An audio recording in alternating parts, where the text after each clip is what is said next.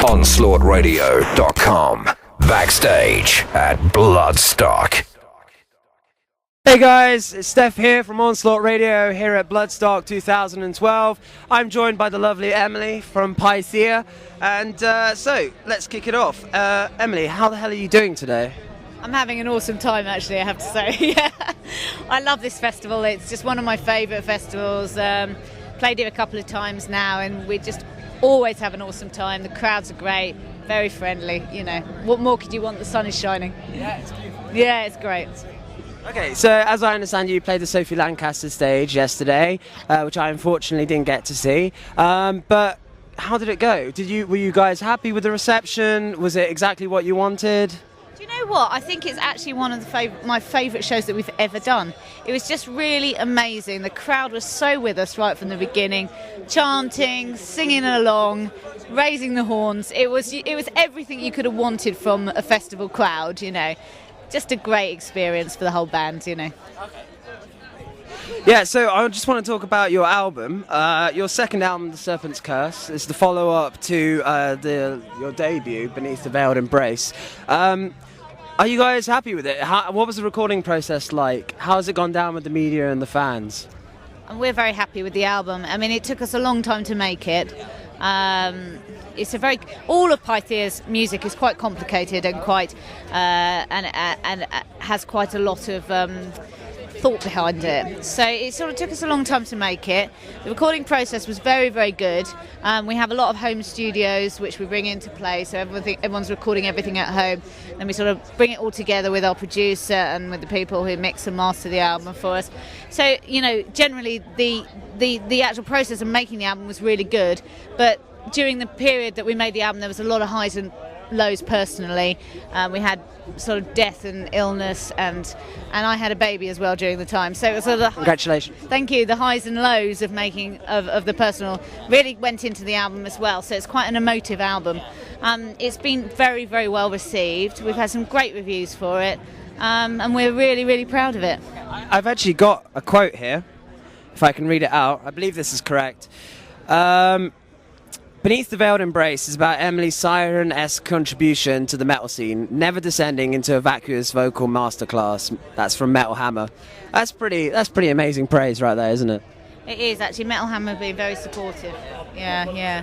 No, and I think it's a great quote as well, because also, you know, as a vocalist, it's quite easy to spend a lot of time polishing your own ego if you've been given a great voice, or, you know, I've been lucky, I've been given an interesting instrument, you know, so it's great that they sort of recognise that, you know. Fantastic. Okay, great.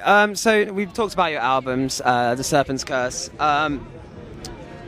For anyone out there who's listening right now and watching, who aren't familiar with PYTHIA's sound, who aren't familiar with yourself, how would you sort of describe your band's sort of sonic side and yourselves as a live prospect? You know what, I think for an artist it's really, really difficult to sort of package yourself. But what I would say about PYTHIA is that if you like your metal heavy, but very melodic at the same time, and you're interested in lyrics, then I think that this is a band that might interest you, and you should definitely check us out.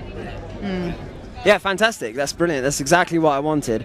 Now, Emily, I've sort of done research about you in preparation for this interview, and I read some pretty interesting things about your upbringing. For fear of getting some of the details wrong, I'm going to hand it over to you. Could you tell us a little bit about your upbringing and how that's kind of had a tie-in into your love of heavy metal and sort of gothic sort of culture? Yeah, well, I grew up in Cornwall, and I've got a very eccentric father who's quite a well-known artist, and he decided that he wanted to live in a castle, so he built one for himself. So I grew up in this crazy house called Barley Splat with both my parents, who are both artists, and I was surrounded by a lot of artists and musicians and actors and all sorts of creative people, you know, so I was very lucky in that world, and it was just a very unique kind of environment. My father is really, really interested in classical music, so that I think that kind of rubbed off on me as well as a musician, you know. And I just think I had a very lucky opportunity as a child to experience creativity, and that's definitely rubbed off on me as a composer. Great answer. So you had a very rich upbringing.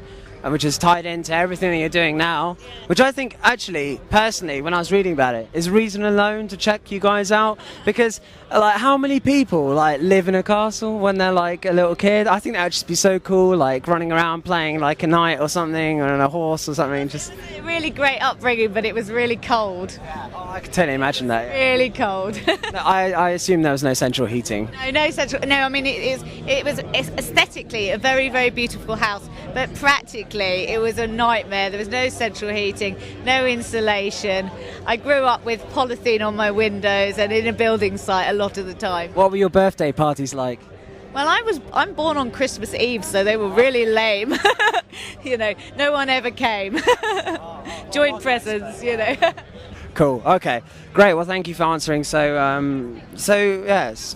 gracefully about your upbringing. And so I've did a bit more research about your band and about your music, and I understand that one of your singles, "Army of the Damned," was kind of released as a downloadable track for the game Rock Band. Now I've also sort of done a bit of research about Furion, and the lads in that band also did something quite similar with one of their tracks. My question is, do you think that's something that other bands should look into? Do you think that's a way of, you know, in today's music industry, a way of getting your music directly to the fans and sort of just getting your name out there?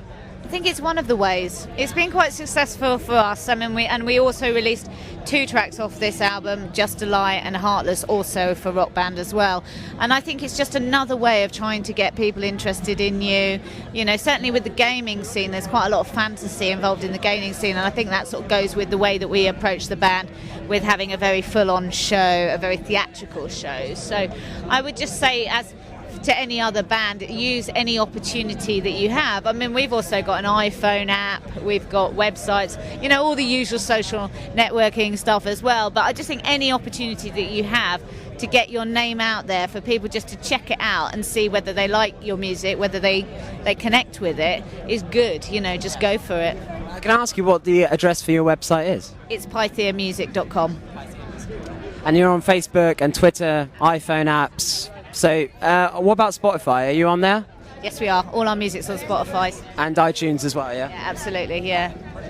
Okay, finally, I'm just going to round this interview off, which has been absolutely wonderful. Thanks for taking the time with us.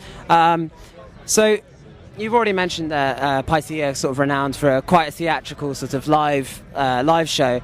If you guys had unlimited resources, if you were Metallica size, right? Okay, well, back say around the time of the 90s, because apparently they're running out of royalties now and have to make albums again. If you guys had unlimited resources and you had absolutely free reign, what would you love to have as a sort of a prop or as a decoration on the stage to make it just that extra bit special? I think what I would really like to have is like a really enormous snake that slithers on stage like that, and then it opens its mouth and I come out. Oh, that'd be sick. Like sort of on the tongue. That would be amazing, wouldn't it? A bit like Justin Hawkins from The Darkness when he, you know, when he did like, I can't remember where they played, but he came out on that in like a big like penis or something. He just like standing. Yeah. Was it out of a lady's legs? Yeah. Oh, it's very tasteful, wasn't it? I really like the snake idea. I think that totally work for you guys. You could just spend the whole show standing on top of a snake's tongue. Riding a snake. And a snake's tongue is forked, so you can have both your feet on either one. You'd just be right on the edge. Yeah, you bet. That. I've got a friend called Carvus Tarabi who's in a band called Knife World, and he just had this amazing idea about coming on stage in a galleon that then sort of catches on fire. It was just so over the top, you know. I think the more over the top you can be, the better, you know. Yeah, you're there to entertain essentially in the end, you know. Yeah. Okay, brilliant. Well, I think that just about covers it. Is there anything that you feel that I may have missed out, or something that you'd like to add or say to fans or anything like that? Really, just check us out. If you haven't heard PYTHIA's music, it's all about the music in the end. Yeah, the costumes and the stage show are really important, but in the end it's about the music. So just have a listen and see whether you connect and you dig it. Yeah. Okay, right, so there you have it. Emily from PYTHIA here at Bloodstock 2012. The Serpent's Curse out now. Hit them up on Facebook, Spotify, Twitter, their website. And yeah, that just about covers it. So for more videos, keep it locked right here on our YouTube channel, Onslaught Radio. Cheers, see ya.